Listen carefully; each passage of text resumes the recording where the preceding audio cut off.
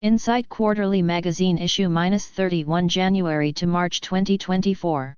Compiled and edited by Justin Phillips, Akanksha Verma. Transcribed and printed by Mitra Jyothi, in collaboration with Radio Udon. Subscription ₹100 yearly. Mitra Jyothi Digital Library. Mitra Jyothi. CA Site No. P22, 31st Main, 18th Cross, HSR Layout. Sector 1, behind NIFT College, Bangalore 560102. Phone, 080-22587623/25. Email, mj.tblibrary@gmail.com. Website www.mitrajyothi.org. Copyright Notice.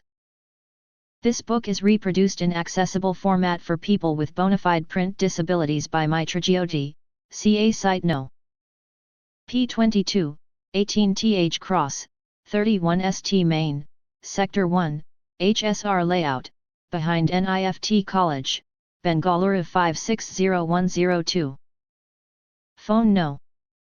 22587623/22587625, Country Code +91 Bengaluru Code 080, Email mj.tblibrary@gmail.com, Website www.mitrajyothi.org.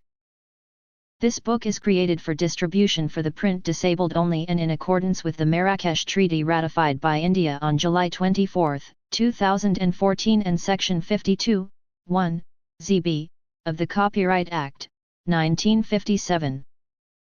This accessible format production of the original publication is permitted to be used only by persons with print disabilities. Any further reproduction, distribution to any person without a print disability or any commercial use of this book is strictly prohibited and will be subject to legal action. Contents: 1 editorial. 2 out and about. 3 Japanese startup plans to vaporize space junk using ground lasers. 4 multi-source energy harvester on textile and plants for clean energy generation from wind and rainwater droplets. 5 hearing loss breakthrough. 6 A new 3D printable material called supramolecular ink replaces costly scarce metals with inexpensive, earth-abundant materials. 7 Can a thumb-sized nuclear battery last 50 years? 8 Don't let go. Man airlifted to safety after falling nearly 60 feet down California cliff. 9 Oldest living conjoined twins, Lori and George Chappell, die at 62. 10 Who created the alphabet? 11 Light the lamp, brighten the universe. 12 Trip to Orissa. 13 MJ News January-March 2024. 14 Recipe. 15 News from Radio Udon. 1 Editorial. Hello readers. Happy New Year to all of you. The transition from one year to the next is more than just a change in date.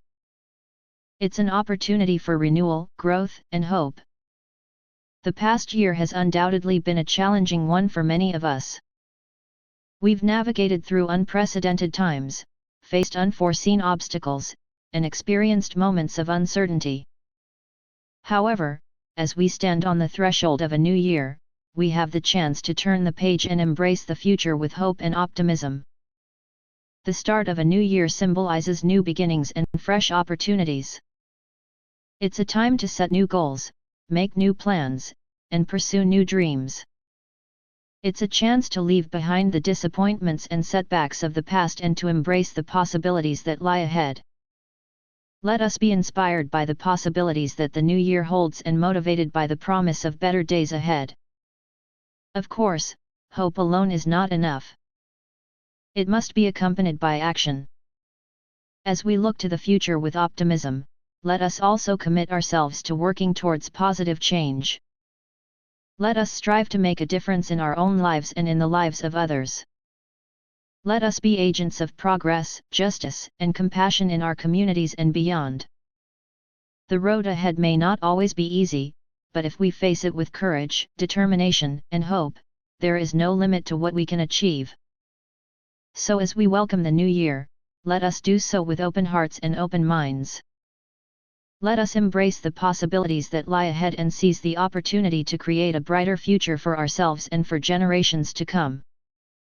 A new government, AI revolution, scientific progress, and knowledge will open new doors for us. New solutions to age-old problems give us hope of less resource wasting, higher paying jobs, and a society that embraces empathy and tolerance.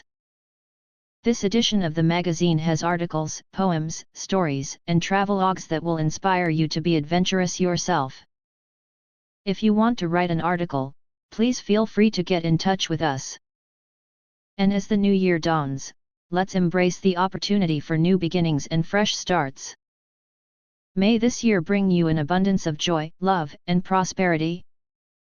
Here's to new hopes, new dreams, and new adventures. Happy New Year! Justin, Editor. 2 Out and About. Space Solar Power Project ends first in-space mission with successes and lessons. 1 year ago, Caltech's Space Solar Power Demonstrator, SSPD-1, launched into space to demonstrate and test 3 technological innovations that are among those necessary to make space solar power a reality. The spaceborne testbed demonstrated the ability to beam power wirelessly in space. It measured the efficiency, durability, and function of a variety of different types of solar cells in space, and gave a real-world trial of the design of a lightweight deployable structure to deliver and hold the aforementioned solar cells and power transmitters.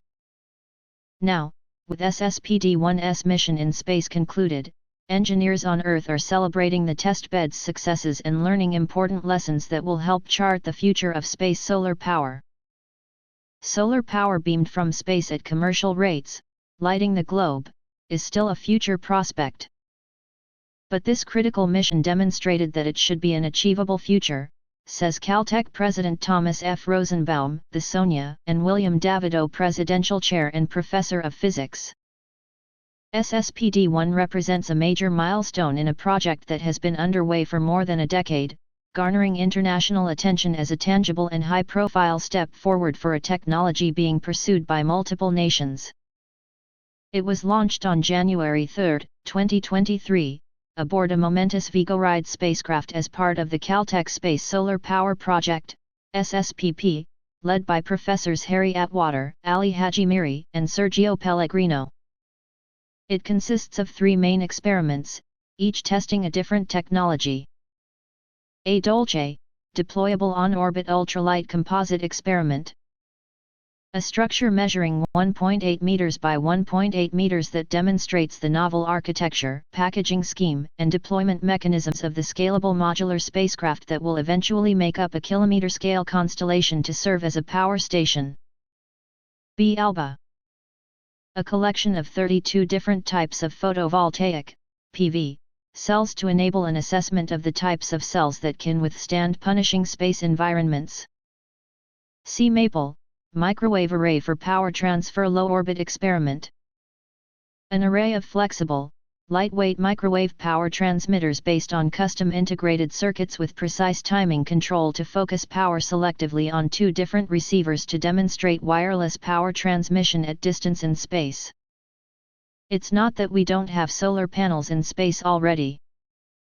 Solar panels are used to power the International Space Station, for example, says Atwater, Otis Booth Leadership Chair of Division of Engineering and Applied Science. Howard Hughes Professor of Applied Physics and Materials Science. Director of the Liquid Sunlight Alliance. And one of the principal investigators of SSPP. But to launch and deploy large enough arrays to provide meaningful power to Earth, SSPP has to design and create solar power energy transfer systems that are ultra-lightweight, cheap, flexible, and deployable. Dolce, deploying the structure. Though all of the experiments aboard SSPD-1 were ultimately successful, not everything went according to plan. For the scientists and engineers leading this effort, however, that was exactly the point. The authentic test environment for SSPD-1 provided an opportunity to evaluate each of the components, and the insights gleaned will have a profound impact on future space solar power array designs. For example, during the deployment of Dolce, which was intended to be a 3 to 4 day process, one of the wires connecting the diagonal booms to the corners of the structure, which allowed it to unfurl, became snagged. This stalled the deployment and damaged the connection between one of the booms and the structure.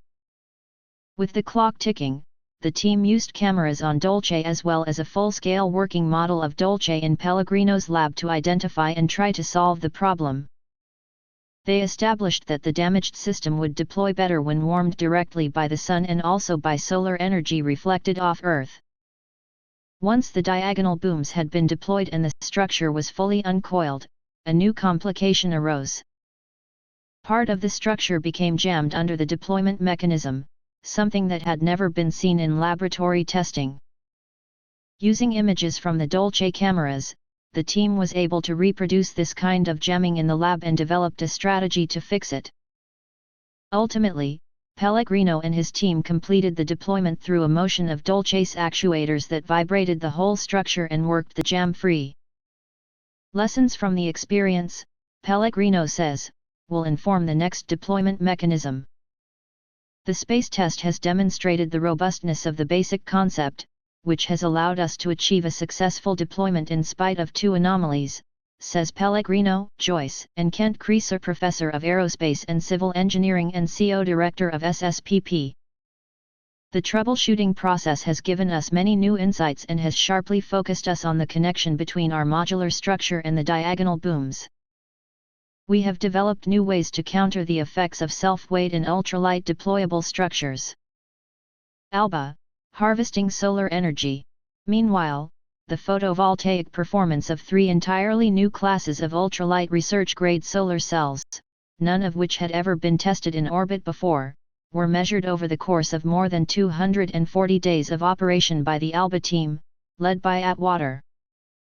Some of the solar cells were custom fabricated using facilities in the SSPP labs and the Kavli Nanoscience Institute, KNI, at Caltech, which gave the team a reliable and fast way to get small cutting-edge devices quickly ready for flight. In future work, the team plans to test large area cells made using highly scalable, inexpensive manufacturing methods that can dramatically reduce both the mass and the cost of these space solar cells. Space solar cells presently available commercially are typically 100 times more expensive than the solar cells and modules widely deployed on Earth. This is because their manufacture employs an expensive step called epitaxial growth, in which crystalline films are grown in a specific orientation on a substrate. The SSPP solar cell team achieved low-cost non-epitaxial space cells by using cheap and scalable production processes like those used to make today's silicon solar cells. These processes employ high-performance compound semiconductor materials such as gallium arsenide that are typically used to make high-efficiency space cells today. The team also tested perovskite cells, which have captured the attention of solar manufacturers because they are cheap and flexible, and luminescent solar concentrators with the potential to be deployed in large flexible polymer sheets. Over ALBA's lifespan, the team collected enough data to be able to observe changes in the operation of individual cells in response to space weather events like solar flares and geomagnetic activity. They found, for example, tremendous variability in the performance of the perovskite cells, whereas the low-cost gallium arsenide cells consistently performed well overall. SSPP gave us a unique opportunity to take solar cells directly from the lab at Caltech into orbit, accelerating the in-space testing that would normally have taken years to be done. This kind of approach has dramatically shortened the innovation cycle time for space solar technology, says Atwater. Maple, wireless power transfer in space.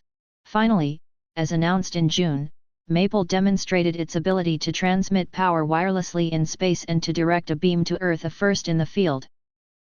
Maple experiments continued for 8 months after the initial demonstrations, and in this subsequent work, the team pushed Maple to its limits to expose and understand its potential weaknesses so that lessons learned could be applied to future design. Maple. The team compared the performance of the array early in the mission with its performance at the end of the mission, when Maple was intentionally stressed. A drop in the total transmitted power was observed.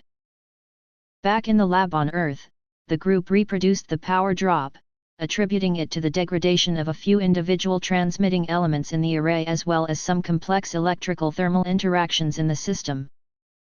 These observations have already led to revisions in the design of various elements of Maple to maximize its performance over extended periods of time, says Haji Miri, Bren Professor of Electrical Engineering and Medical Engineering and CO Director of SSPP. Testing in space with SSPD-1 has given us more visibility into our blind spots and more confidence in our abilities. With SSPD-1 winding down its mission, the test bed stopped communications with Earth on November 11. The Vigoride 5 vehicle that hosted SSPD-1 will remain in orbit to support continued testing and demonstration of the vehicle's microwave electrothermal thruster engines that use distilled water as a propellant. It will ultimately deorbit and disintegrate in Earth's atmosphere. 3 Japanese startup plans to vaporize space junk using ground lasers. Space junk, or space debris, refers to defunct human-made objects in Earth's orbit, like old satellites and spent rocket stages. These fragments, varying in size, pose collision risks to operational spacecraft and the International Space Station.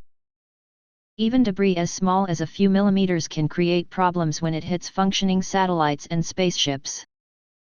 As a result, the need to track and remove smaller space debris grows as space-related activities spread globally. For example, Nikkei Asia reports that a Tokyo-based startup, Astroscale Holdings, plans to launch a dedicated satellite to remove relatively large space debris.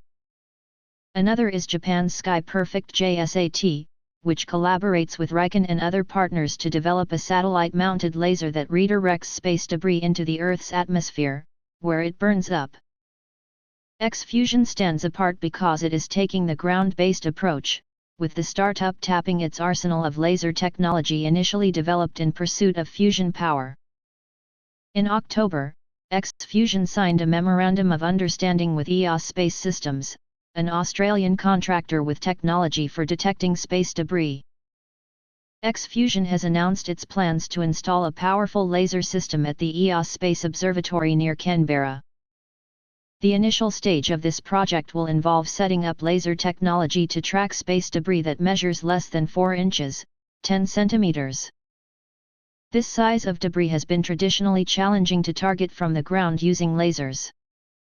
During the second phase, X-Fusion and EOS Space will use laser beams fired from the surface to remove space debris.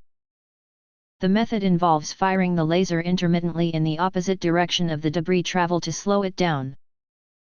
This decrease in orbiting speed should, in theory, cause the debris to enter the Earth's atmosphere, which will burn up.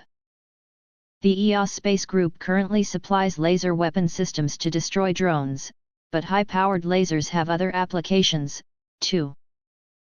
EOS Space's Executive Vice President, James Bennett, Nikkei Asia reports, said that lasers designed to remove space debris are not the same as weapon-grade lasers. Current laser weapons often use fiber lasers to cut, weld metal, and destroy drones through continuous firing heat.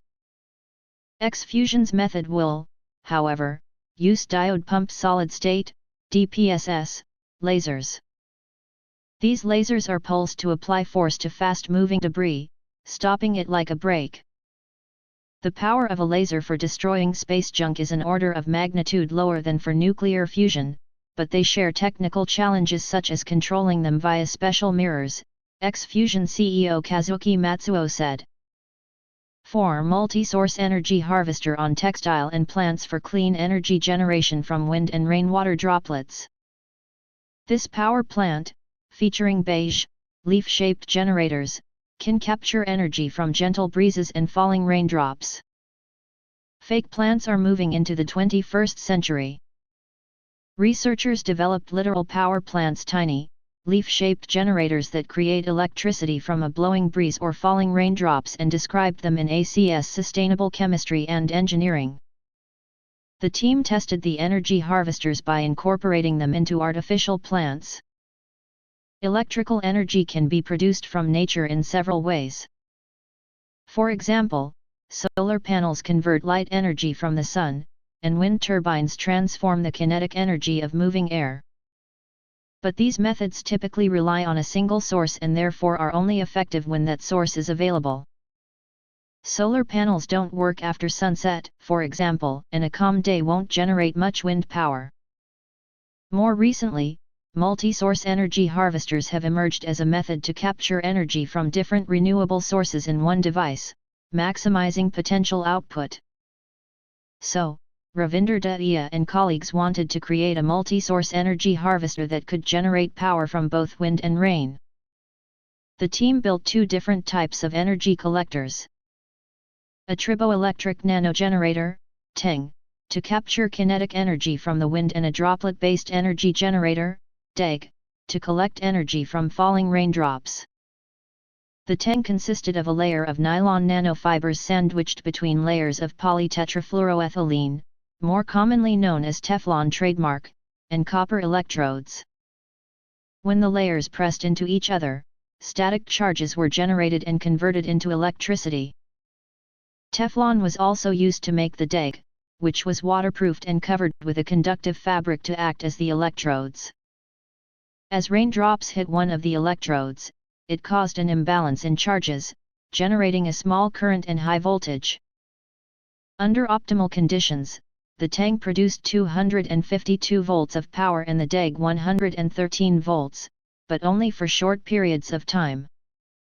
The team mounted the DEG atop the TENG and incorporated leaf-shaped versions into an artificial plant. When the leaf-shaped generators were exposed to conditions mimicking natural wind and rain, they powered 10 LED lights in short flickers. This proof-of-concept power plant device could be further developed into larger systems or networks of power plants to produce clean energy from natural sources, the researchers say. 5 Hearing loss breakthrough. An 11-year-old boy with congenital hearing loss is able to hear for the first time thanks to an experimental gene therapy treatment, according to initial results released yesterday. Isam Dam was born with hearing loss caused by a mutated single gene known as otoferlin, which affects roughly 200,000 people globally. Otoferlin is a protein in the inner ear's hair cells that allows for sound to be transmitted to the brain. Dam became the first patient in the U.S. to undergo a surgical procedure at the Children's Hospital of Philadelphia in October, in which doctors replaced the mutated otoferlin gene in Dam's ears with a functional gene. The gene therapy trial showed Dam's hearing was restored within 30 days of the procedure, reducing his hearing loss severity from total to mild. The trial from Philadelphia is one of 5 that are underway, with others in China and Europe. Results from all 5 trials are set to be presented next month.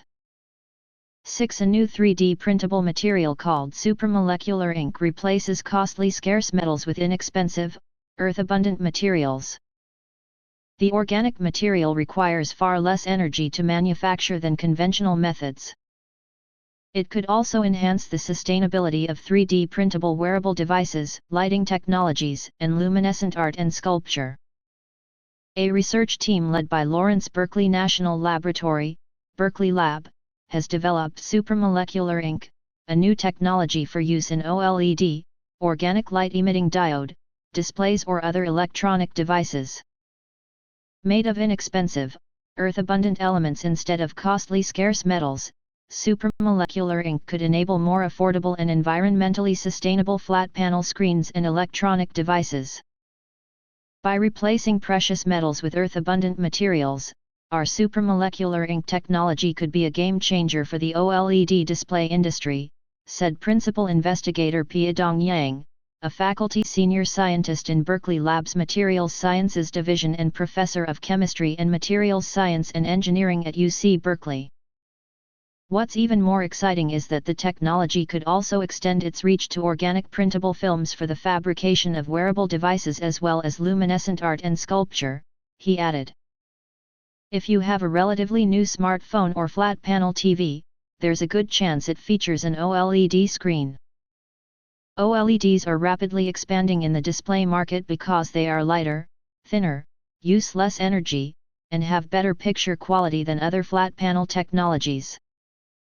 That's because OLEDs contain tiny organic molecules that emit light directly, eliminating the need for the extra backlight layer that is found in a liquid crystal display, LCD. However, OLEDs can include rare, expensive metals like iridium.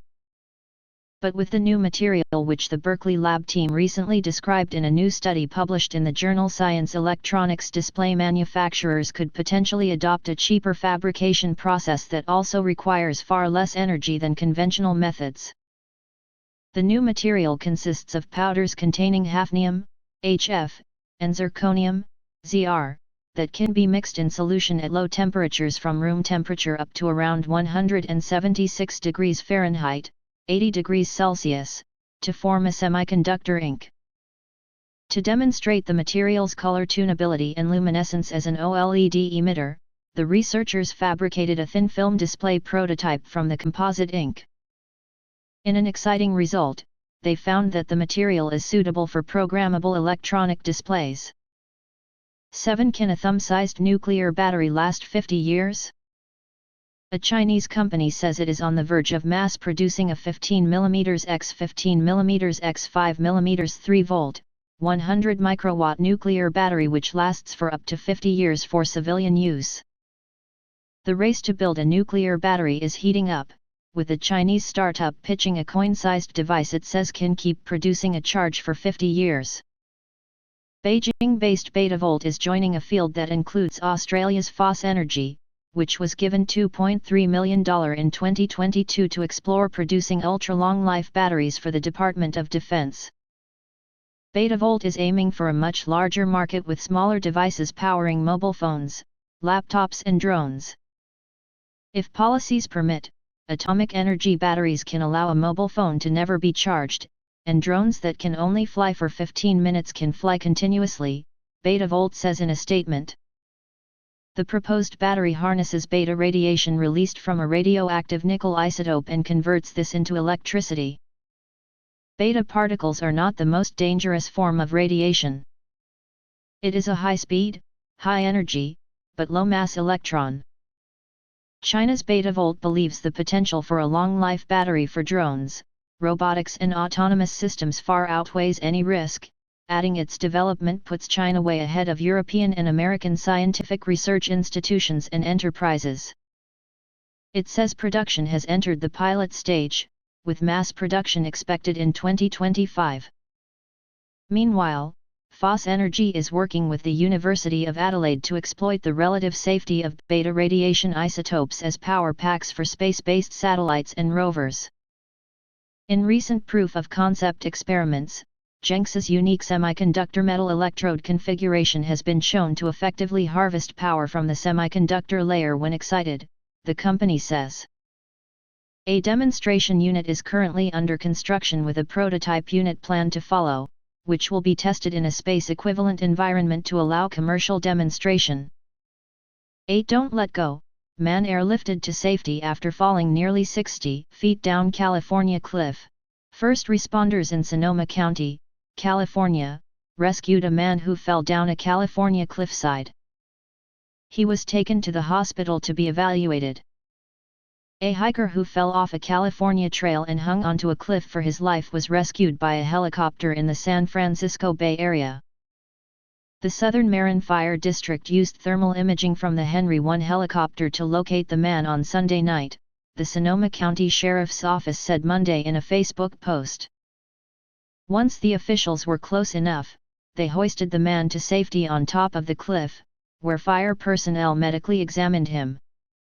Dramatic helicopter footage released by the sheriff's office showed the man clinging onto the cliff while dangling over the rising ocean tide. "Don't let go, man. Don't let go, okay," the rescuer told the hiker. "I got you, brother." The officer helped the man put on a harness and the two were flown to safety. Video shows the man being safely released at the top of the mountain. The hiker fell about 50 to 60 feet down from the hiking trail, according to the fire district. The victim was about 40 feet off the water line, Battalion Chief Jason Golden told station KGO-TV. The tide was coming up and he was stuck on the cliff.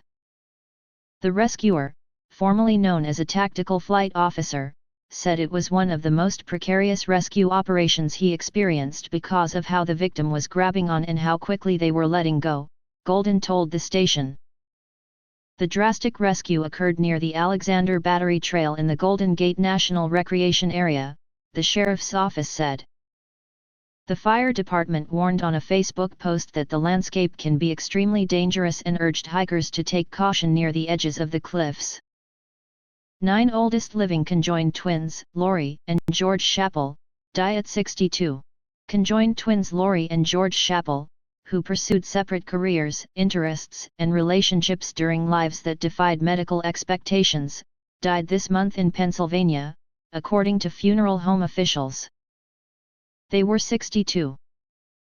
The twins, listed by Guinness World Records as the oldest living conjoined twins, died April 7 at the Hospital of the University of Pennsylvania, according to obituaries posted by Liebensberger Funeral Homes of Hamburg. The cause of death was not detailed. When we were born, the doctors didn't think we'd make 30, but we proved them wrong, Lori said in an interview when they turned 50, the Philadelphia Inquirer reported. George came out as transgender in 2007. The twins, born September 18, 1961, in West Reading, Pennsylvania, had distinct brains but were joined at the skull. George, who had spina bifida and was 4 inches shorter, was wheeled around by Lori on an adaptive wheeled stool. Despite each having to go where the other went, it was very important to both to live as independently as possible, the obituary said. Both graduated from a public high school and took college classes. George went along for 6 years as Lori worked in a hospital laundry. Lori, a trophy-winning bowler, according to the obituary notice, gave up the job in 1996 so her sibling could launch a country music career. Since the age of 24, they have maintained their own residence and have traveled extensively, the obituary notice said. Over the years, they appeared in many documentaries and talk shows, as well as in an episode of the FX medical drama Nip/Tuck. The Philadelphia Inquirer reported that Lori was once engaged to be married but that her fiancé died in an automobile accident. When I went on dates, Lori said, George would bring along books to read. The twins said in a 1997 documentary that they had different bathing schedules and showered one at a time. George spoke of giving someone you love and respect the privacy and compromise in situations that you would want them to give you. Lori said compromise meant you don't get everything you want right when you want it. Conjoined twins occur once in every 50,000 to 60,000 births when identical twins from a single embryo fail to separate. About 70% are female, and most are stillborn. Only a small percentage are joined at the head, with nearly 3/4 joined at the chest and others at the abdomen or pelvis. Separation was deemed risky for the Chappell twins, but Lori Chappell told the Associated Press in a 2002 interview at the twins' apartment in a high-rise seniors complex that she didn't think such an operation was necessary in any case.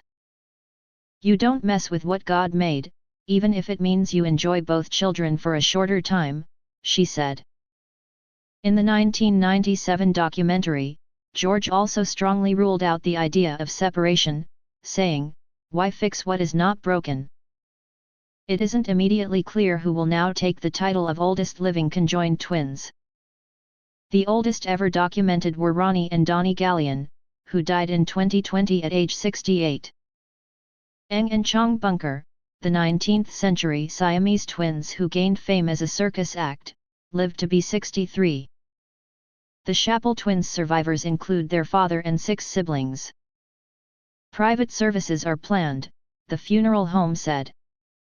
10 Who created the alphabet?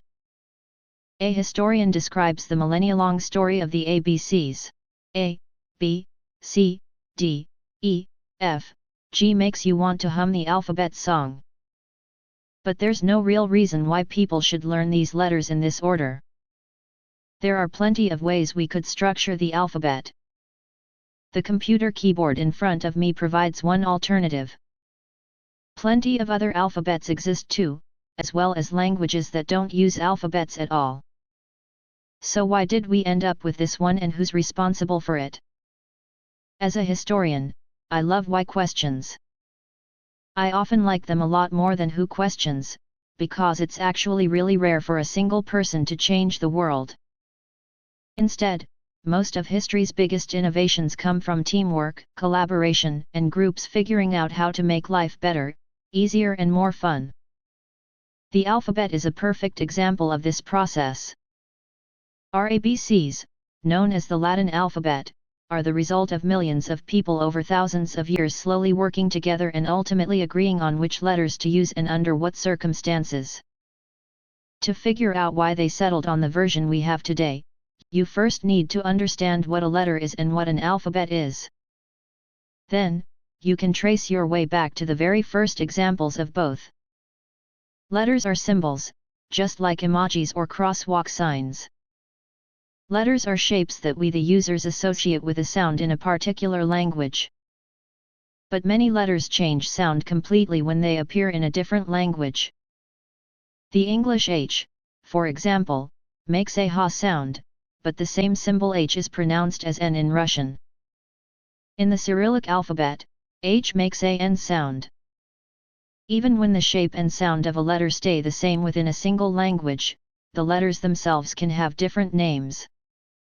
In America, Z is called Z, while in Canada, the United Kingdom and pretty much every other English-speaking country, it is called Z. All this variety is possible because letters, like languages, evolve and change over time based on what local people do out of habit or trend or just for the fun of it. What is an alphabet? An alphabet is a collection of letter symbols that have been more or less standardized, and which often though not always reflect all of the sounds made in a particular language. Some languages, like Chinese, don't have alphabets at all, using symbols to represent whole words. Others, like Cherokee, use symbols that represent syllables. The first alphabet was invented in ancient Egypt, more than 5,000 years ago, and was developed to record religious texts. That's where its name hieroglyphs, or sacred carvings, comes from.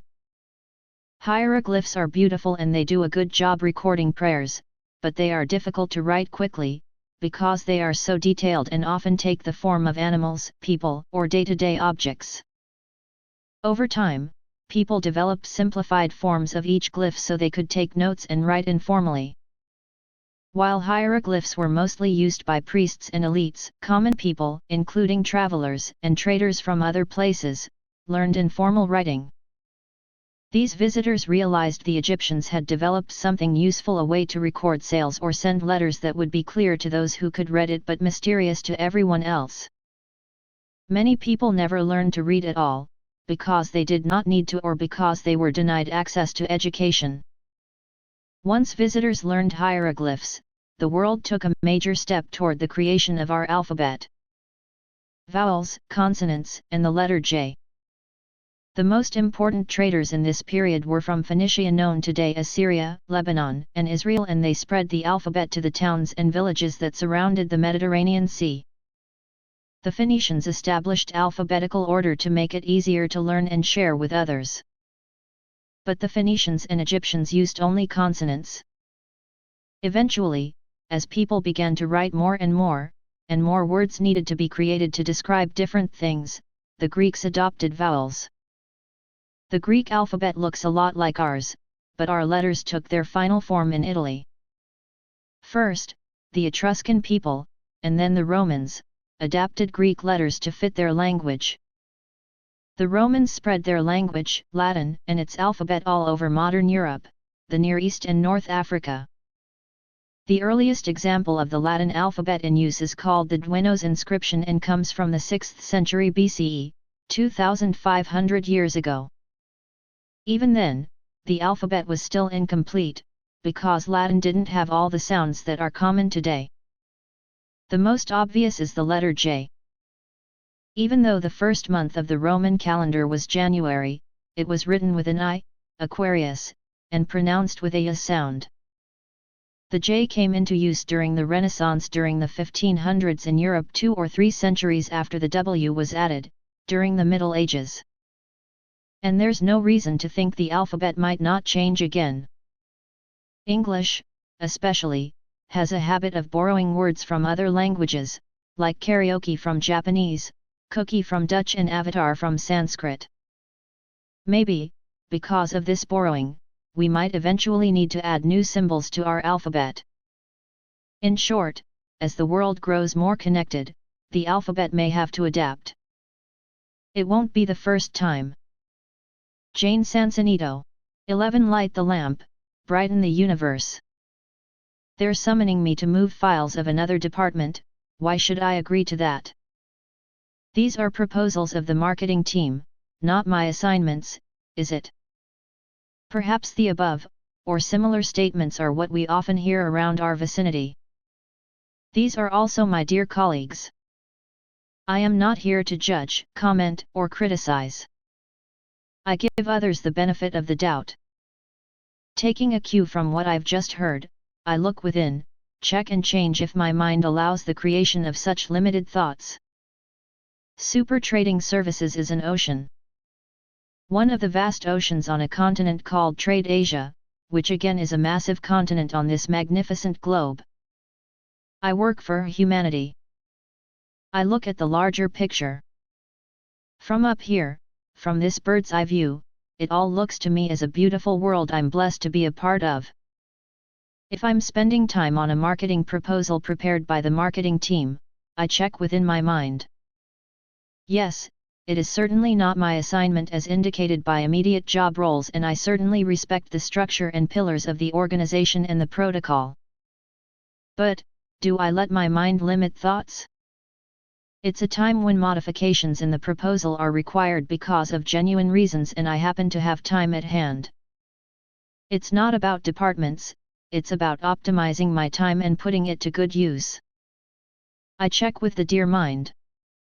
Dear mind, do we have time for this one? What else do we have lined up anyway? He informs me that other things lined up can wait. He vanishes into thin air and returns with a short list of tasks, urgent but not important. I thank him because he supports me in prioritizing and leveraging valuable resources such as time and thought power. Given a choice between forwarding waste/unverified messages on social media and listening/reading what is happening in the trading sector, I choose the latter. Given a choice between sharing an evening cup of coffee with my 14-year-old versus time pass or hanging out with colleagues after office, I choose the former. There's much we bring to one another's life. My child shares about challenges during online classes and solutions they came up with. Sometimes, he looks at solutions for my workplace challenges that may not have hit me. I open my heart and mind to all. You never know what invaluable gift might come our way whilst the door of arrogance or ego blocks unimaginable enriching moments. Life is all about choices. My present is also a consequence of what choices I've made in the past.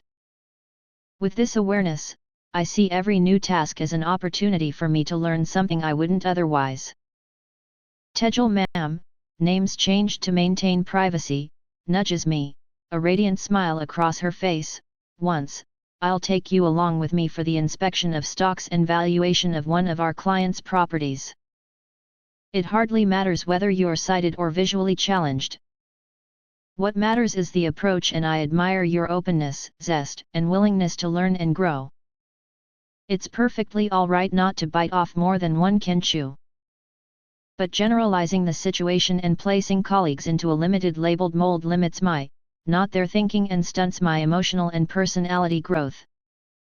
As the saying goes, whatever I resist, persist.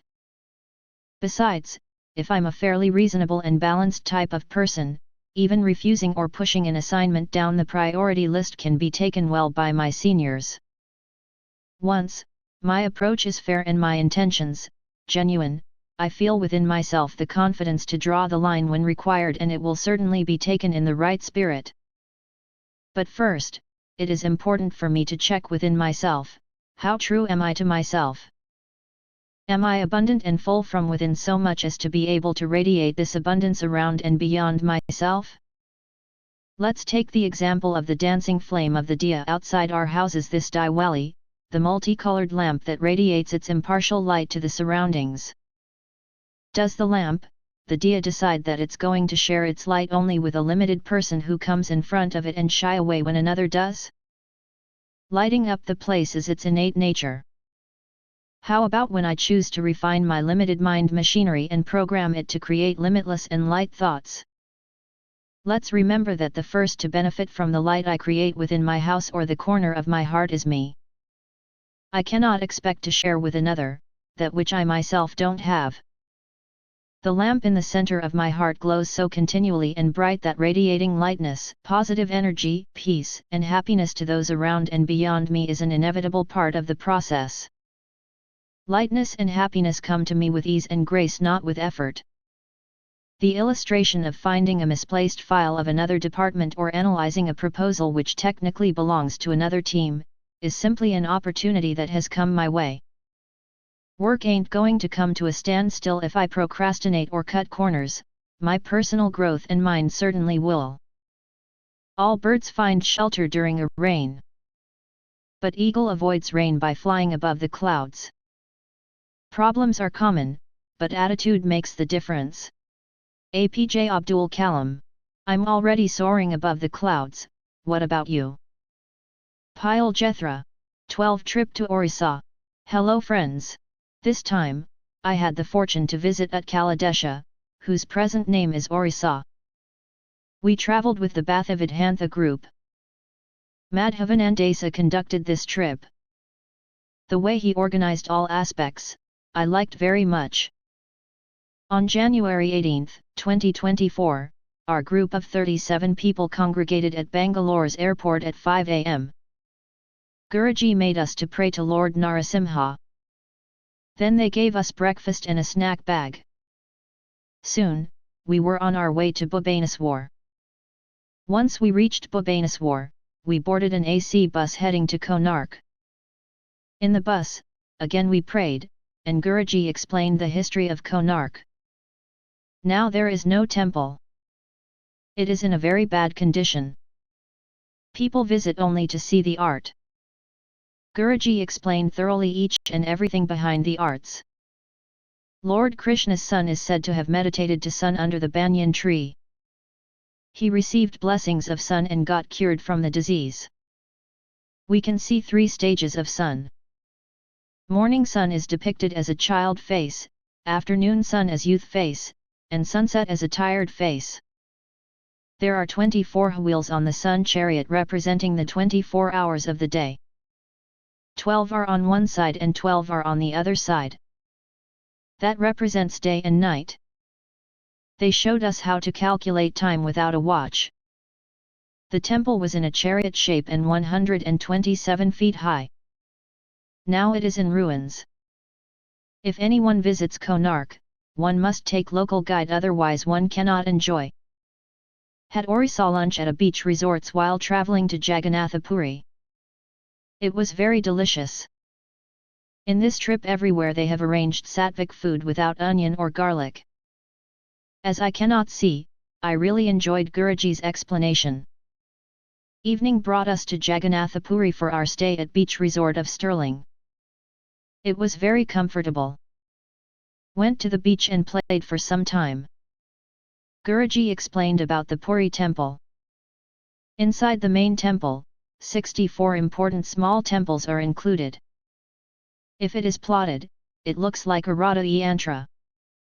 Around the main temple, there are 40 important places to visit. If these points are plotted, it looks like a conch. This place is therefore called Shankyokekshetra. Next day after breakfast, they arranged autos for us to visit local temples. Visited Radhagopinath temple.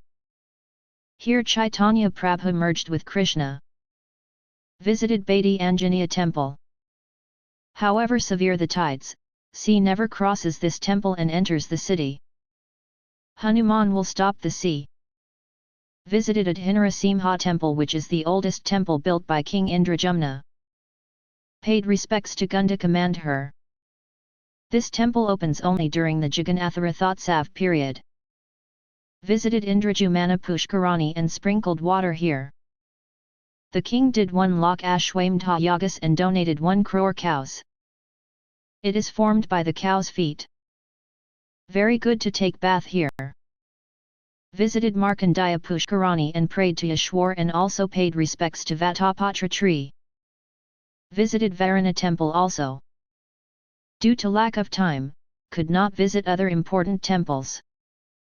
After lunch, we visited the main temple. Guruji took us to all the important places inside the temple and had darshan of Lord Jagannatha. Here Jagannatha is placed with brother Balarama, sister Subhadra, and Sudarshana. They never consider them as idols.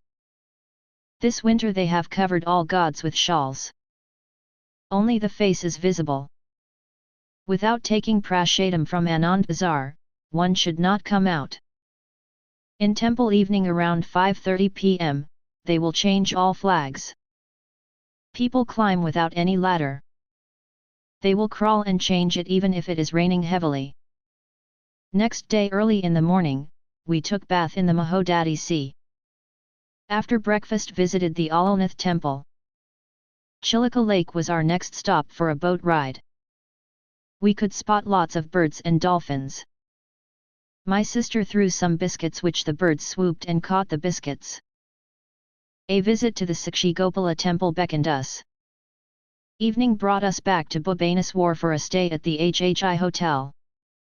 In the evening, we visited the local Bhubaneswar market. The market is like Sarojini market in Delhi. The market is clean and has wide roads. Following day, Hajapura Shakti Peetham at Madhyagaya was our first destination. Here we visited the Varaha temple. There are 4 deities in the main temple: Adhivaraha, Yagnavaraha, Jagannatha, and Balaram. Sprinkled water from Vaitarani river. Visited Sakta Peetham and offered pranams and did puja near Gayastan. Again it was back to Bhubaneswar. After darshan had Ekadasi lunch without grains. Next day, we headed to the Ugratara temple. It is in the village. Here the priests did puja very well. Here God is in Yugra Swarupa. The exterior of the temple is also very beautiful, depicting Rama Patabhishekam and Dasavatras. Next, we moved to Taratarani temple. This is one of the main Saktha Peetham. The temple represents Kalinga art. The temple was recently renovated. It is very powerful and beautiful. Being on a hill, there are 3 ways one can reach the temple. Climb 999 steps, cable car, or temple buses. On the last day it was time to check out the local Bhubaneswar temples. It used to have 7,000 temples. Most of them were destroyed by invaders. As per the Stala Purana, one should first take bath at Bindu Saravar, then visit Anantha Vasudeva temple, Lingaraja temple, and finally one should visit Jagannatha Puri. For devotees' convenience, they have built Jagannatha Swami temple inside Lingaraja temple itself. We have followed the same route except Jagannatha Puri. We sprinkled water from Bindu Saravar, visited Ananta Vasudeva temple, and visited Lingaraja temple. It is a very big temple like Jagannatha Puri temple. So many small temples are contained inside the temple. One such is Lakshmi and Vishnu deities looking at each other. There are 8 Eshwara temples. We visited 4 of them. Kedhuragari temple, Sideshwar, Muddeswar, and Parasurameshwar temple. After lunch, we visited Orissa Tribal Museum. Displayed were ornaments, cloths, and instruments. They also played a documentary film. Iskon temple in Bhubaneswar and later Big Rama temple were also covered. After dinner, we flew back to Bangalore. Footnotes. Orissa is the ancient Vedic kingdom of Utkala Desha or Adra Desha, which also later became the kingdom of Kalinga. The state lies on the seashore of Bay of Bengal, known in Vedic scriptures as Mahodadi, and has a population of 4.4 crores. The name Utkala denotes the highest or topmost, and Orissa has been the topmost center of spirituality, culture, and arts since time immemorial. It is stated in the Vayu Purana that Lord Vishnu commemorated his victory over Gayasura by placing his 4 divine weapons at 4 places in Utkala Desha. They are also known as the Shari Kshitras or Char Dhamma of Utkala Desha. They are Shanka Konk Shanka Kshitra Puri, Chakra Discus Chakra Kshitra Bhubaneswar, Gada Mace Gada Kshitra Jajpur, Padma Lotus Padma Kshitra Konark, Puri. Puri is one of the 4 holy dhammas of India, Puri, Dvaraka, Rameshvaram, and Badrinath. It is located 60 km from Bhubaneswar, on the coast of the Bay of Bengal. Puri is called Sri Purushottamatam, the abode of Lord Vishnu on earth. Other names are Sri Kshetra, Nilachala and Jagannath Dhamma. Puri is about 2 km wide and 4 km long. The Jagannatha temple here is one of the most important temples in India. The glories of Jagannatha Puri are elaborately described in the Vedic scriptures and specifically in the section of Purushottama Kshetra Mahatmya of the Vaishnava Kanda of Skanda Purana. Sripita Shankaracharya visited Puri and established one of his 4 main maths here. Sri Ramanuja also established a math here named Imbar Math. Lord Caitanya lived here after taking sannyasa. Many pastimes with his most intimate associates took place at different sites in the Puri area. Jagannatha Temple. The name Jagannatha literally means the Lord of the Universe. King Indradyumna first established the temple of Lord Jagannatha here on the Nilachala hill with the deity being installed by Lord Brahma himself. There are wonderful accounts of the establishment of the temple by King Indradyumna in the Puranas. The present temple was begun by King Karagungadeva and finished by his descendant Ananga Bhimadeva during the 12th century. The temple complex comprises an area of 10.7 acres and is 7 enclosed by 2 rectangular walls. The outer enclosure is called Meghanada Prakara. The walls are 20 feet high. The inner wall is called Karmabeta. This temple has the largest kitchen in the world, and feeds thousands of devotees daily. The kitchen can prepare food for 1,000,000 people on a festival day and 25,000 is not unusual on a normal day. There are 36 traditional communities who render a specific hereditary service to the deities. The temple has as many as 6,000 priests. There is a wheel on the top of the Jagannatha temple made of an alloy of 8 metals. It is called the Nila Chakra, blue wheel. Every day a different flag is tied to a mast attached to the Nila Chakra. Every Ekadashi a lamp is lit on the top of the temple near the wheel. 30 different smaller temples surround the main temple. The Narasimha temple adjacent to the western side of the Mudi Mandapa, was constructed before the present temple. In front of the main gate is an 11 pillar known as Aruna Stamha. This pillar was once in front of the Sun Temple in Konark. It was brought to Puri during 18th century.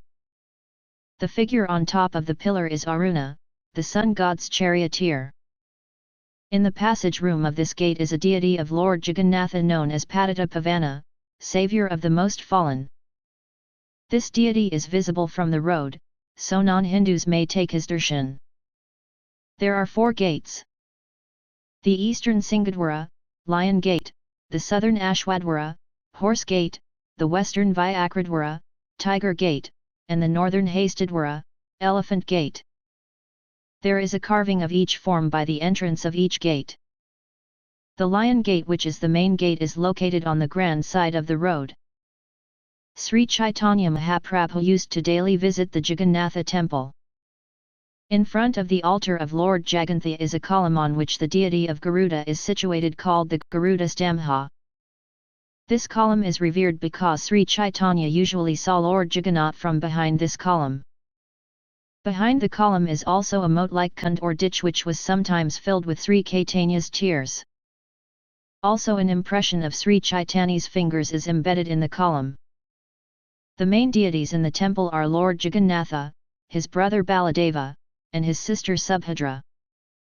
Some of the other temples within the walls of the temple house deities of Sri Caitanya, Lord Ramachandra, Sakshi Gopal, Hanuman, Narasimha, Varaha, and others.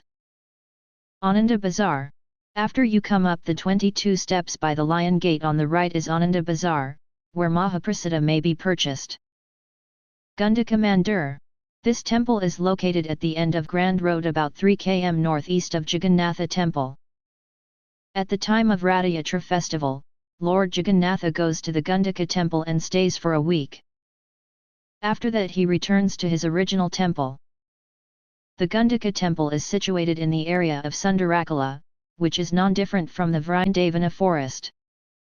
The cleansing of the Gundika temple takes place the day before the Rathayatra festival as mentioned in Chaitanya Charitamrita. Narasimha Temple. The temple is located near the Gundika temple. There are two deities of Lord Narasimha, one behind the other. The deity in front is called Shantha Narasimha. Anyone who sees this deity will have his anger, frustration, and anxiety vanished. The deity in the back is called Raga Narasimha. He is in the angry mood of Narasimha. Siddha Bakula. Siddha Bakula is the Bhajana Kutir of Haridasa Thakura, the place where he chanted 300,000 names of Krishna daily. Gambhira. Gambhira is located close to Siddha Bakula. There is a small temple here with deities of Radhakanta and Lalita and Vishaka. Radhakanta was worshipped by Gopalaguru Goswami. This house was once the residence of Kashi Mishra. One can look through a small barred window into the room called Sri Gambhira. This is the room where Lord Chaitanya lived. There is a lamp here that is never extinguished.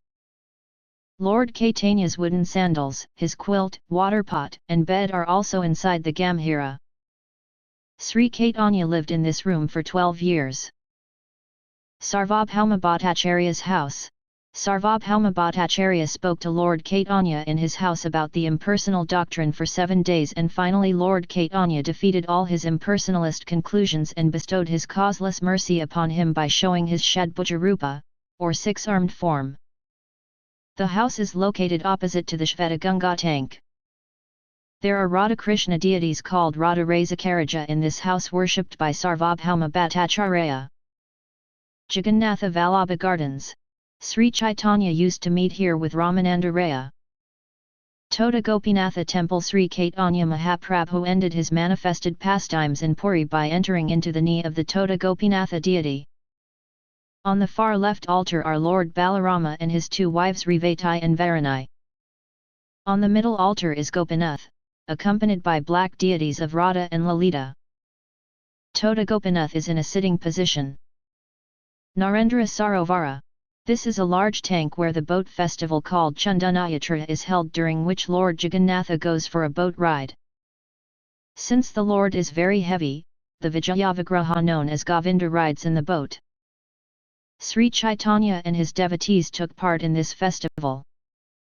There is a small temple on an island about 30 m into the tank with deities of Jagannatha, Baladeva, and Subhadra. Indradayamna Sarovara. It is located behind the Narasimha temple. Lord Chaitanya and his associates performed water sports in this lake. Mahodadi, the sea at Puri. The sea at Puri is exceptionally sacred. Lord Chaitanya would daily take bath here. Lord Chaitanya also declared that anyone who takes bath in the sea here will develop love of Godhead. Alalanatha. This is also known as Brahmagiri. It is about 25 kilometers from Jagannatha Puri. There is a temple of Lord Jagannatha here, and a large stone slab marked with the impression of Sri Chaitanya's transcendental body. The stone melted while he lay there in ecstasy. Sri Chaitanya would often come here during the 2 weeks when Lord Jagannath remains in seclusion before the Rathayatra festival. 10. Sakshi Gopala. This is an important Krishna temple that is dedicated to Sakshi Gopala. Sakshi Gopala means the witness Gopala. This deity was originally in Vrindavana. Once, two Vidyanagara Brahmins, one elderly and the other young, after touring many places of pilgrimage finally reached Vrindavan. While in Vrindavan, to reciprocate with the younger Brahmin the service he had rendered him, the older Brahmin promised his daughter in marriage. He made this promise before the Gopala deity in Vrindavan. Some time later, after having returned to Vidyanagara, the young Brahmin reminded the older Brahmin of his promise. Due to pressure from his family members, the elderly Brahmin said he could not remember having made any such promise. The younger Brahmin then returned to the Vrindavan and told the whole story to Gopalji. Being obliged by the young man's devotional attitude, Sri Gopala followed him to South India, where he bore witness to the elderly Brahmin's promise. Hence by the Lord's grace the marriage was performed. The deity was later moved to Cuttack, then to the Jagannath temple and finally to its present location, 15 kilometers from Puri. Bhubaneswar, Chakra Kshetra. Bhubaneswar is the capital of Orissa and once had 7,000 temples. Lord Vishnu places his Sudarsha Chakra here. Bhubaneswar is also known as Gupta Kashi. Now only a few hundred ancient temples remain. The Lingaraja temple is one of the most impressive temples in India. Lingaraja temple and Ananta Vasudeva temple. It is one of the most impressive and beautiful temples in India. It is considered to be the pinnacle of Orissan temple architecture. The present temple was built between 1090 to 1104, but parts of the temple are over 1400 years old. The presiding deity is the Svayambhulinga, Harihara Linga, which is half Siva and half Vishnu. He is also named Tribhuvaneshwar, the Lord of the Three Worlds. The linga of the Lingaraja temple is an uncarved block of granite. Close to the Lingaraja temple is the temple of Ananta Vasudeva or Krishna Balarama. In his book Chaitanya Bhagavata, has very nicely described the Lord's journey en route to Kataka, Kuttuk. On that journey, the Lord visited a place known as Balyasta. He then visited the city of Bhuvaneshwara, where Lord Shiva's temple is located. The temple of Lord Shiva is mentioned in the Skanda Purana, in the narration about the Lord's garden and the one mango tree. A king named Kashiraja wanted to fight with Lord Krishna, and consequently he took shelter of Lord Shiva to acquire the power to fight the Lord. Being pleased with his worship, Lord Shiva helped him fight Krishna. Lord Shiva's name is Ashutosha, which indicates that he is very easily satisfied when one worships him, regardless of the purpose, and he gives his devotee whatever benediction the devotee wants. Therefore, people are generally very fond of worshipping Lord Shiva. Thus Kashiraja was helped by Lord Shiva, but in the fight with Lord Krishna he was not only defeated but killed. In this way the weapon known as Pashupata Astra was baffled, and Krishna set fire to the city of Kashi. Later Lord Shiva became conscious of his mistake in helping Kashiraja, and he begged Lord Krishna's forgiveness. As a benediction from Lord Krishna, he received a place known as Akamrakanana.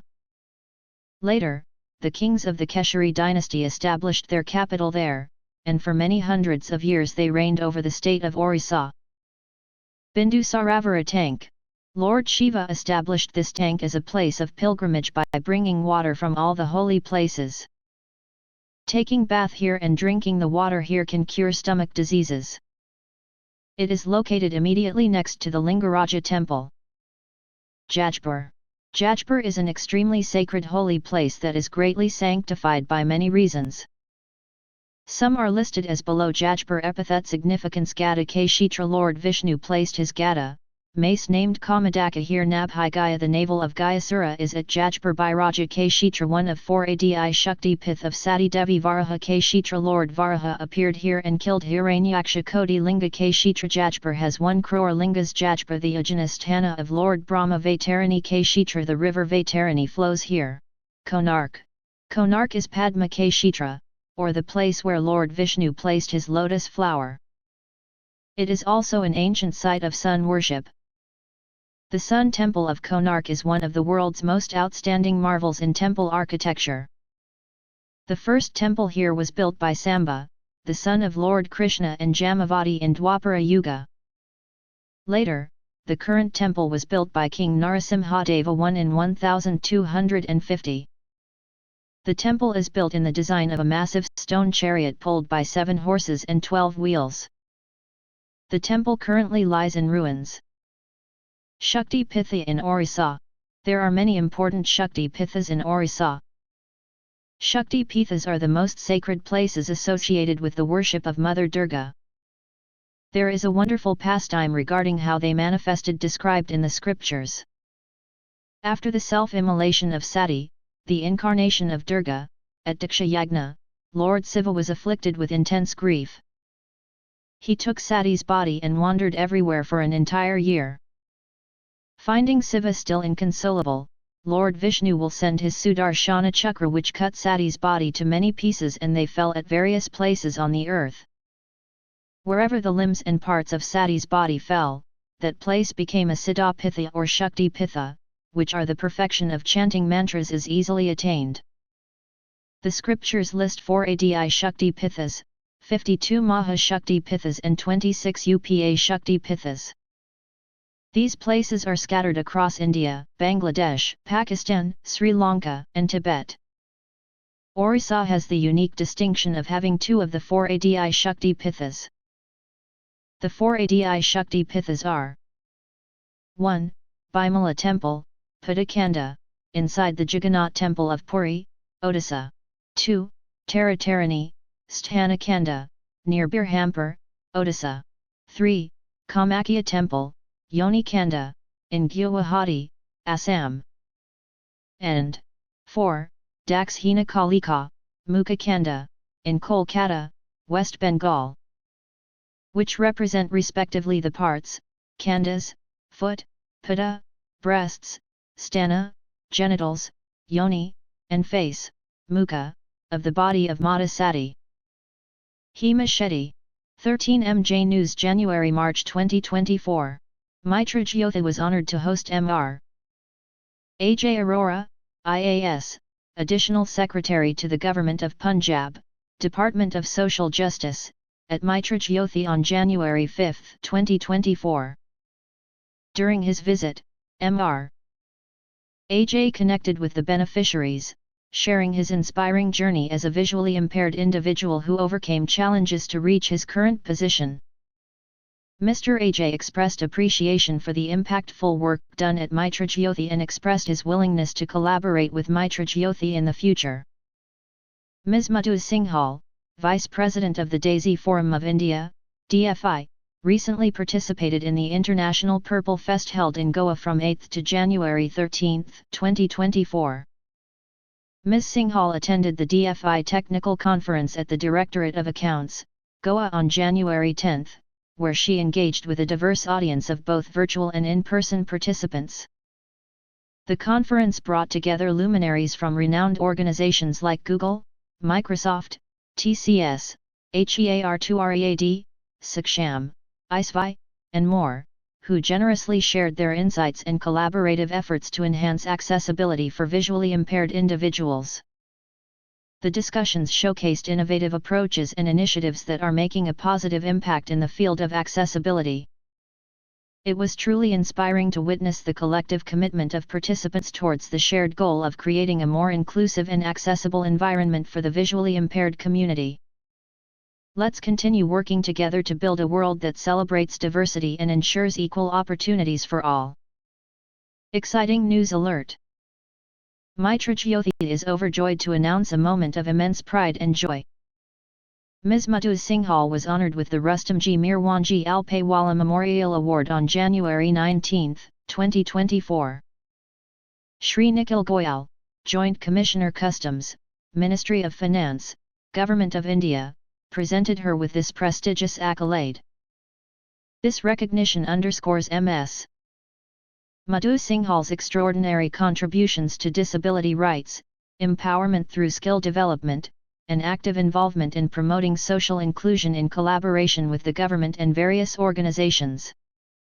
The award ceremony took place in Mumbai, marking the 73rd Foundation Day of NAB, National Association of Blind, India. Spreading wellness and positivity. On February 3, 2024, Mitra Jyothi hosted a transformative yoga class for our visually impaired beneficiaries and staff. Dedicated health coach and master yoga teacher, led the session with expertise and compassion. Ms. Kemka, holds a diploma in yoga therapy from deemed University S. Vyasa, Bangalore, and she specializes in meditation, women's and children's wellness. The session was a harmonious blend of physical asanas and meditation techniques, creating a serene atmosphere of self-discovery and well-being. Mitra Jyothi's visually impaired beneficiaries and staff wholeheartedly embraced the practice, guided by Ms. Khemka's wisdom and encouragement. Let's continue to cultivate a culture of inclusivity and holistic well-being. On February 17, Mitra Jyothi hosted a transformative self-defense class tailored for Mitra Jyothi's visually challenged students. We were truly honored to have Ms. Antra, a skilled self-defense trainer, lead the session with a perfect blend of expertise and compassion. Ms. Antra's early exposure to martial arts and taekwondo shines through in her proficiency, making her the perfect guide for our community. The class not only focused on safeguarding oneself but also empowered individuals to protect others. Beyond physical safety, the training emphasized the significant impact on emotional well-being, fostering self-esteem and confidence levels. Self-defense is not just a skill. It's a journey towards personal empowerment. Patience is not just bitter, it bears sweet fruits in the end. On October 27, 2023, Alimco, Artificial Limbs Manufacturing Corporation of India, initiated a transformative journey by inviting 10 students to an event in Bengaluru where smartphones were distributed. The remaining 269 students eagerly awaited their turn, and the moment finally arrived this month. On February 26, 2024, a heartwarming event unfolded at Government PU College Ground, Malleswaram, Bengaluru, as Mitra Jyothi's visually impaired library beneficiaries received smartphones and smart canes, courtesy Alimco. In the first week of May 2023, Alimco conducted a camp at Mitra Jyothi's premises for 5 days, assessing beneficiaries from all categories of disabilities. 279 beneficiaries' documents were meticulously verified, and on February 26, 2024, the students received smartphones and smart canes. Unfortunately, February 26, 2024 clashed with exam dates for many students who were unable to attend the event to collect their smartphones. However, Alimco has assured the students that they will soon schedule another date, ensuring every deserving student receives their smartphones promptly. A heartfelt thank you to Alimco for taking a significant step towards enhancing the independence of persons with disabilities through the technology route. Together, we're making strides toward a more inclusive and empowered community. Exciting day at Halion. On February 29, 2024, 7 talented digital literacy students from Mitra Jyothi embarked on a remarkable journey to the heart of innovation. Halion, a leading British multinational consumer healthcare company. Halion, known for iconic brands like Sensodyne, Crocin, and Centrum, graciously opened its doors to our students, providing an unforgettable opportunity to witness the magic behind some of the world's most trusted healthcare products. The day was filled with inspiration as our students explored the corporate landscape, gaining insights into the world of working for a corporate. Halion's team not only made the experience enjoyable but also profoundly meaningful, leaving an indelible mark on each student. The meticulous attention to detail, thoughtfulness, and inclusivity demonstrated by Halion were truly remarkable. Their commitment to ensuring everyone felt comfortable and included fostered an atmosphere that allowed our students to fully enjoy and appreciate the day. The cherry on the cake was when 2 Mitra Jyothi students were handed offer letters, securing paid internships with the company. A big thank you to the Halion team for an unforgettable day and for being champions of inclusivity. Here's to inspiring moments and empowering experiences. A day filled with new experiences. Mitra Jyothi believe in broadening horizons and opening doors to new adventures for the students at Mitra Jyothi. March 9, 2024 was no exception as Mitra Jyothi's batch of digital literacy students embarked on an enriching outing, filled with novel experiences. Their journey led them to the Museum of Arts and Photography, where they were warmly welcomed by Mr. Shailesh, an employee of the museum, who despite his own visual disability guided them through the captivating exhibits. His insights added depth to their exploration, cultivating a newfound appreciation for art and culture. After the museum tour, Mitra Jyothi treated the students to a delectable lunch at Nandhana Palace, where they savored every bite with joy and gratitude. Mitra Jyothi celebrated 34 years of empowerment on March 30, 2024. The day was filled with joy, inspiration, and celebration, underscoring another significant milestone in our journey of serving the visually impaired community. Mitra Jyothi was deeply honored by the presence of esteemed guests and supporters, making this occasion truly special. A heartfelt thank you to Drive. Rajdeep Manwani, Head of Academic Research at Sindhi College, our guest of honor for gracing the event. Highlighting the day was the felicitation ceremony, where Mitra Jyothi paid tribute to the dedicated volunteers, the backbone of our organization. Adding depth to the celebration, the valedictory function of the 55th batch of digital literacy students filled us with pride and accomplishment. Each certificate they received symbolized not just course completion but a step towards technological empowerment and an improved quality of life. The cultural program stole hearts, showcasing the extraordinary talents of Mitra Jyothi's students. From mesmerizing music performances to captivating dance routines and thought-provoking skits, each moment echoed with a message of inclusivity and social responsibility. Mitra Jyothi extend deepest gratitude to the trustees, sponsors, volunteers, and well-wishers whose unwavering support has fueled Mitra Jyothi's mission over the years. Their belief in Mitra Jyothi's cause propels us to strive for more significant impact every single day. Together, we're truly making a difference in the lives of those we serve. Here's to many more years of spreading hope, breaking barriers, and creating a more inclusive world for all. 14 Recipe: Mango Shake. Ingredients: A2 ripe mangoes, peeled and diced, about 2 cups. B 2 cups of cold milk. C 2 to 3 tablespoons of sugar, adjust to taste. D 1/2 teaspoon of vanilla extract, optional. E ice cubes, optional. Instructions: 1. Prepare the mangoes. Peel the mangoes and cut the flesh away from the seed. Dice the mango flesh into small pieces until you have about 2 cups worth. 2. Blend the mangoes. Place the diced mangoes into a blender or food processor. 3. Add milk and sugar. Pour in the cold milk over the mangoes. Add sugar according to your taste preferences. 4. Optional. Add vanilla extract. If you like, add a splash of vanilla extract for extra flavor. This step is optional but adds a nice touch. 5. Blend until smooth. Blend the mixture until smooth and creamy. Make sure there are no large chunks of mango left.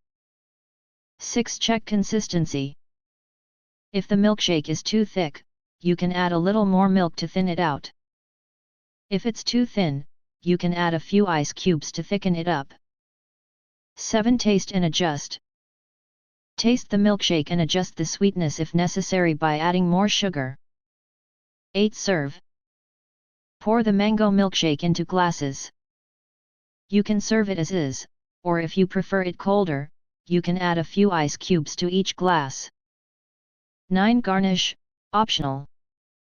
For a decorative touch, you can garnish the milkshake with a slice of mango or a sprinkle of ground cinnamon on top. This simple recipe makes a delicious and creamy mango milkshake that's perfect for hot days or anytime you're craving something sweet and fruity. 15 News from Radio Udon. Title 1. Disability advocacy gains momentum ahead of elections. Introduction. As the upcoming elections draw near, disability advocacy groups in India are intensifying their efforts to ensure that the voices and concerns of people with disabilities are prominently represented in the political discourse. Among these groups, the National Centre for Promotion of Employment for Disabled People, NKTB, Nimpan Foundation, and Radio Udon are leading the charge, each contributing in their own unique way to promote inclusivity and accessibility in the electoral process.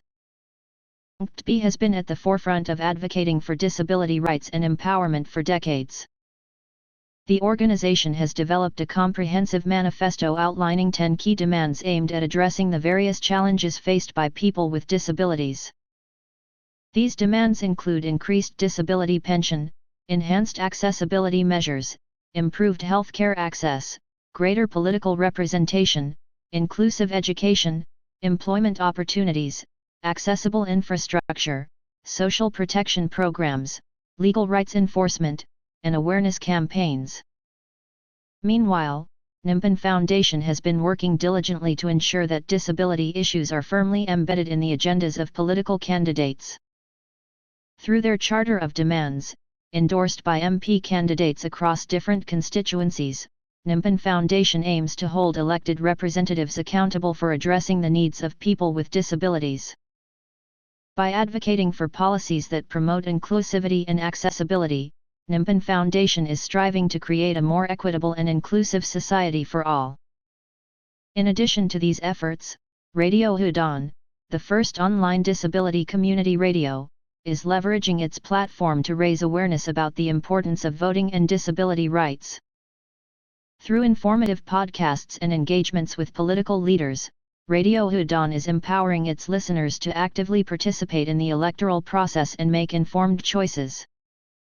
By amplifying the voices of people with disabilities, Radio Udon is playing a crucial role in driving meaningful change and fostering greater political participation within the community. As the nation gears up for elections, the collective efforts of NKTB, Nimpan Foundation, Radio Udon, and other advocacy groups underscore the importance of inclusivity and representation in the democratic process. By working together and advocating for the rights of people with disabilities, these organizations are paving the way for a more inclusive and accessible electoral system. Title 2: Radio Udon Convention and Udon Idol 2024. A spectacular celebration of inclusivity. Introduction. Gurgaon, India, the Radio Udon Convention and Udon Idol 2024, held at Hotel Sakura on March 9 and 10, emerged as a resounding success, uniting individuals from diverse backgrounds in a celebration of inclusivity and empowerment within the disability community. The convention, which attracted a crowd of 500 attendees each day and garnered an impressive 2,000 views on YouTube within a single day, served as a platform for dialogue, awareness, and talent showcase. Representatives from over 50 organizations converged at the event, with 5 stalls dedicated to addressing disability-related issues. Esteemed guests, including over 20 doctors, 20 professors, 5 IAS officers, Bollywood singers, legal experts, bankers, corporate representatives, and individual disability rights activists, lent their presence, enriching the discussions and fostering meaningful connections. Organizing accommodations for 150 individuals in luxurious 4-star hotels for 3 days with all necessary amenities presented a logistical challenge, which the organizers embraced wholeheartedly. The convention featured enlightening discussions and presentations on crucial topics within the disability sector, with a special play titled Umeed shedding light on issues of disabled sexual harassment, particularly poignant on International Women's Day. However, the highlight of the event was the opportunity for individuals within the disabled community to connect and interact, fostering a sense of camaraderie and solidarity. In addition to discussions and presentations, the event also hosted a super talent hunt show, with winners receiving cash prizes and a range of valuable gift hampers. The inauguration ceremony was graced by distinguished guests, including Secretary Deputy Shri Rajesh Agarwal, renowned Bollywood singers Mr. Kartik Raman and Mr.